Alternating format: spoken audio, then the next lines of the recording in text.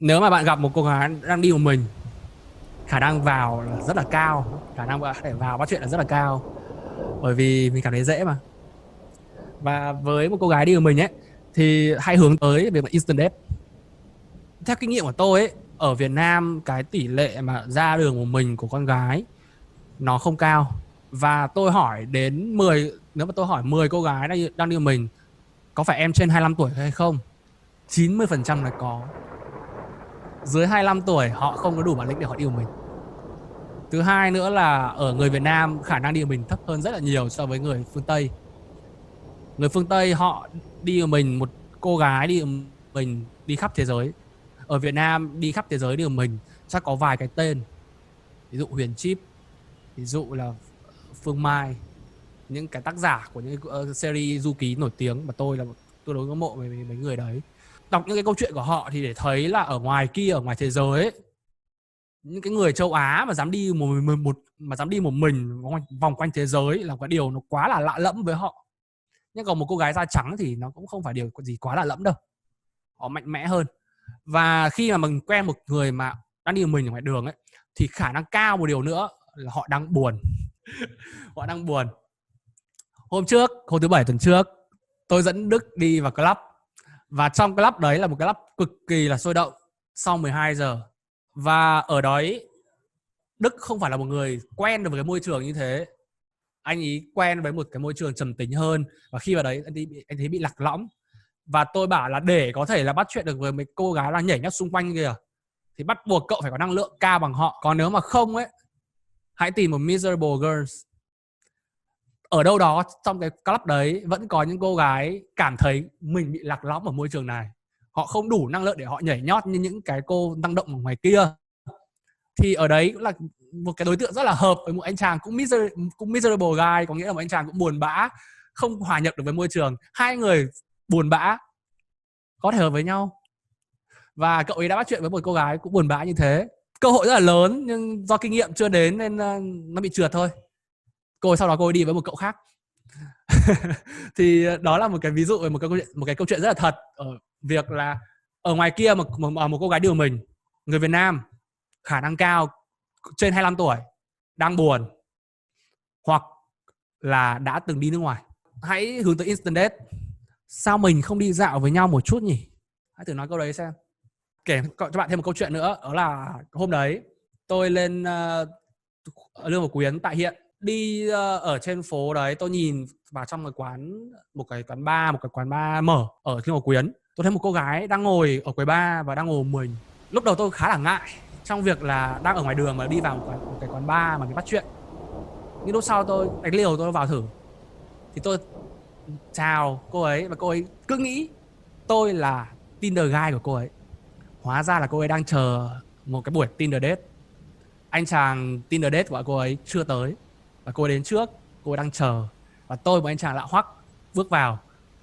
Cô ấy hỏi tôi có phải anh ấy không, tôi bảo không, nhưng em có muốn bỏ trốn cùng anh không. Đang nói dở đoạn đấy thì anh ấy bước vào. Anh ấy chưa nhìn thấy cô ấy, anh đang đi tìm. Anh bước lên tầng 2 mà cô ấy ngồi ngay tầng 1. Thì tôi mới bảo là bây giờ chúng ta còn 1 phút, quyết định của em là thế nào, bỏ trốn cùng anh hay là ở lại chờ anh ta. Cô ấy là một người kỷ luật nên cô ấy quyết định là em sẽ ngồi hẹn anh ấy. Vậy thì đây là số điện thoại của anh, nếu mà tí nữa buổi date mà không ra gì gọi anh. Và kết quả là đến buổi tối hôm đấy tôi nhắn tin cho cô ấy thì cô bảo là anh ta rất là hay và cô ấy sẽ ở lại với anh ấy. Ok, nhưng dù sao thì đấy cũng là một cái ví dụ về câu chuyện mà bắt chuyện ngoài đường. Trường hợp thứ hai đó là đi với một bạn nữ nữa. Trường hợp này các bạn gặp tương đối nhiều. Đi với một bạn nữ, thông thường con gái đi theo đôi. Thì một cái quan trọng ở đây là không được bỏ rơi bạn cô ấy, không được bỏ rơi bạn cổ. Ở đây lúc nãy tôi thấy nghe Quân nói, Dũng nói về chuyện mà pick up nhưng bị bạn của họ kéo đi chỉ vì một nguyên nhân thôi, bỏ rơi bạn cô ấy. Bây giờ người ta đi đôi với nhau, người ta là một cặp với nhau, các bạn lại đi vào chen ngang, các bạn gạch người ta ra gì à? Người ta phản kháng là đúng rồi. Có hai cách, một là bạn phải có win để anh ta hỗ trợ bạn nói chuyện với cô kia để cô ấy không cảm thấy lạc lõng. Thứ hai là bạn cần nói chuyện với cả hai. Kể thêm về một cái set nữa, đó là hôm đấy là một cái hôm trước dịch, tôi lên 1900 một mình.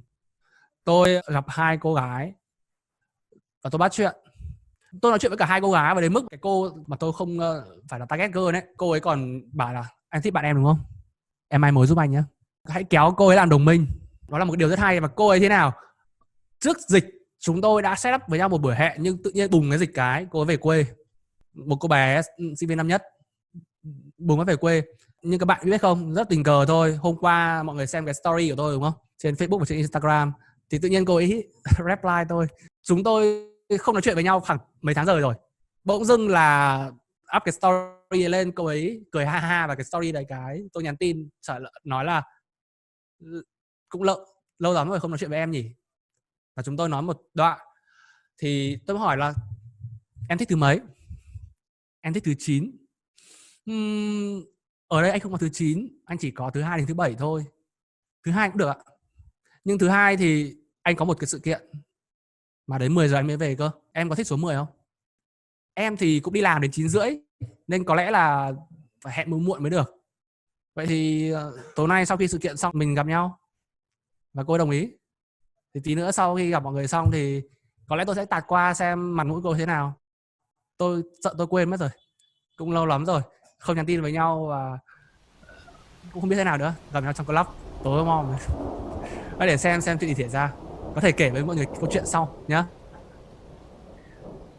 Và một cái câu hỏi mà tôi ở ngoài đường gặp chuyện này rất là nhiều. Một cái câu hỏi tôi hay hỏi khi mà gặp hai cô gái, mà để kéo hai cô gái vào cùng một câu chuyện, đó là hỏi hai em chơi với nhau lâu chưa? Họ rất thích trả lời cái câu hỏi này. Họ nói về tình bạn của họ. Thân ai nấy lo. Thế. Có một điểm nữa cơ. Tuần trước nữa tôi vào club, có một đôi cô gái đang ngồi ở cái quầy sofa ở đấy và họ mới đến, một cô gái trông xinh. Và bây giờ tôi có một cậu bạn Wing, rất là khó ở việc mà tôi đẩy cậu ấy vào, nhưng cậu ấy không thể vào được. Mà tôi cũng, nếu mà tôi vào thì một mình tôi vào cũng đều khó. Bây giờ ai sẽ là người phụ trách cái việc mà nói chuyện với cô gái xấu? Hai người đùn đẩy nhau và cái bảo là không dám vào, sợ mà. Sợ tình huống không tốt xảy ra. Thế là một lúc sau một cái cậu Tây bước vào bắt chuyện với cô gái xinh. Bọn tôi đứng đấy bọn tôi nhìn, bọn tôi phân tích, bọn tôi đánh giá các kiểu. Một lúc sau thì cậu ấy dẫn bạn cậu ấy vào cùng, và 4 người ngồi ghế sofa đấy thì cô bạn ngồi góc này, cô bạn của cái cô target ấy ngồi góc này, còn cái cậu bạn của cậu pick up là ngồi ở góc bên cạnh, là ngồi góc đối diện. Hai người tương đối xa nhau và hai người coi như lạc lõng câu chuyện. Còn hai cái người nhân vật chính của chúng ta là đang nói chuyện thân mật với nhau, còn hai người kia là cảm thấy là tại sao tôi phải ngồi đây, cảm thấy rất là khó chịu. Cái cậu kia phải đối mặt với một cái cô gái cũng xấu nên cậu ấy cũng rất là do dự cái việc mà có nói chuyện với cô ấy không. Nhưng rồi sau khi nghĩ một hồi, Best Wing xuất hiện. Cậu ấy quyết định là hy sinh bản thân mình, gần gũi với cái cô bạn xấu kia để bạn mình có cơ hội với cô bạn xinh.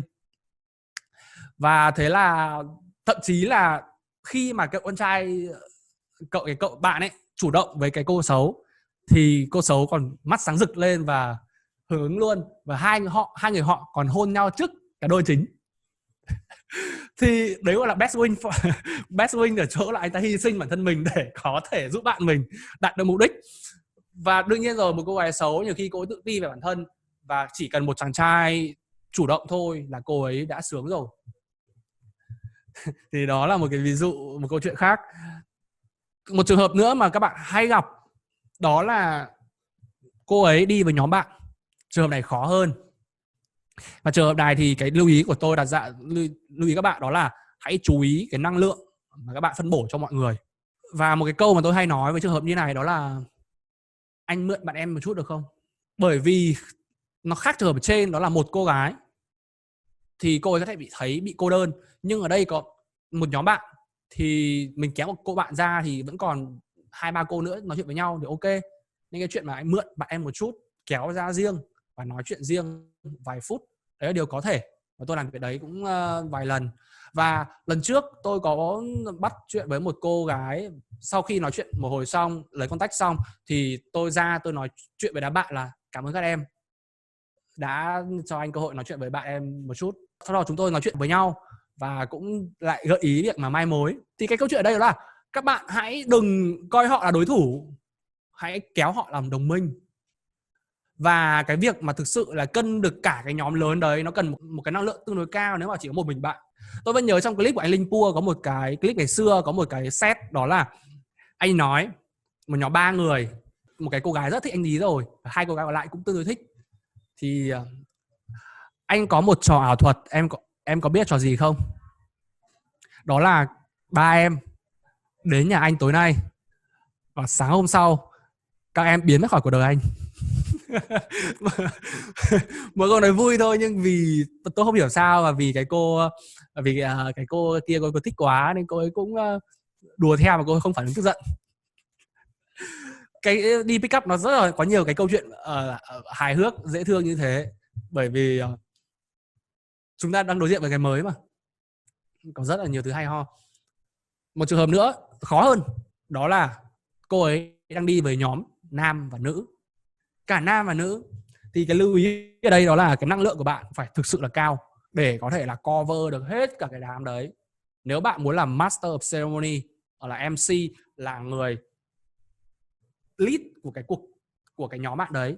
Bởi vì trong một cái nhóm bạn, mà đặc biệt là nhóm bạn mà họ thân nhau ấy, bạn khi mà bạn tham gia vào cái nhóm đấy, nó có 2 trường hợp xảy ra. Một, bạn là tâm điểm của tất cả mọi người, bạn dẫn dắt trò chơi. 2, bạn là người bị gạt ra rìa, bởi vì họ thân nhau rồi, họ chơi với nhau rồi.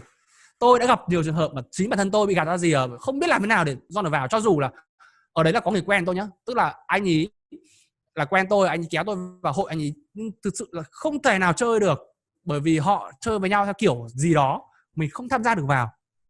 Thì thực sự là đầu tiên ở đây, cái mong muốn của mình khi mình tham gia vào một hội, đặc biệt là hội cả nam và nữ, thì đó là mình phải có năng lượng cao, và mình hướng tới việc mà mình phải lead cái nhóm đấy, mình phải tâm điểm ánh nhìn của nhóm đấy. Và đặc biệt nữa là nếu mà hướng tới việc tán tỉnh ấy, không phải chỉ chơi bời không ấy, thì test người cậu con trai trước. Ở đây có một cái câu chuyện là mình nhắm vào một cô gái nào đó ấy, mình hỏi cậu con trai đó là ai là bạn trai của cô gái ấy.